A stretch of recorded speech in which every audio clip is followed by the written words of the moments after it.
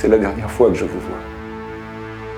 Demain, lorsque le jour se lèvera, je serai parti vers ma destinée. Coupé. Super, merci. Je vous raccompagne?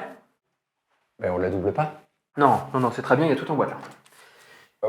On peut en faire juste une petite parce que j'étais pas complètement dedans. Désolé, vraiment, je peux pas là. Je suis sûr que je peux faire mieux que ça. Hein. Je suis désolé, mais en fait, il y a beaucoup de monde qui attend et Et puis vous êtes pressé de rentrer chez vous, du coup, ouais. Je vous demande pardon? Non, mais le métier de directeur de casting, c'est une passion pour vous au départ ou il y avait plus de place comme taxidermiste?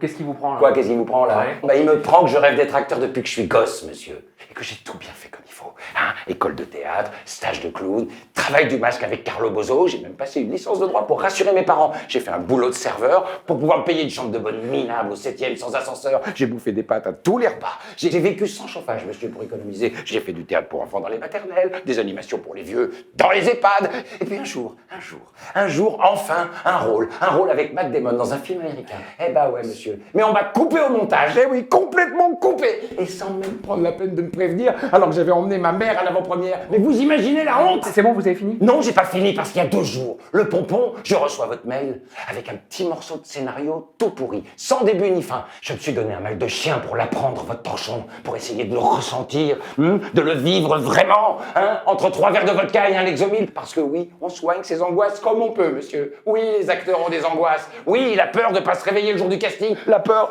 d'oublier son texte ou de bafouiller. Et puis là, c'est génial.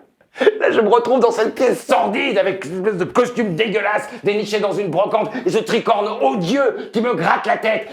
À essayer d'imaginer que je suis dans un putain de château du 18e siècle, à essayer d'y croire de toute mon âme, alors que la personne en face de moi qui me donne la réplique a le charisme d'une planche à farcer. Alors je vous perds. Alors moi, je me permets de te dire que quand je suis à ça,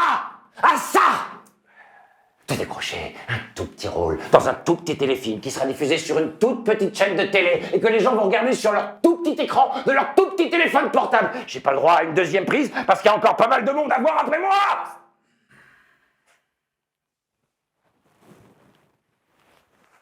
Je ne vais pas vous faire perdre votre temps si précieux.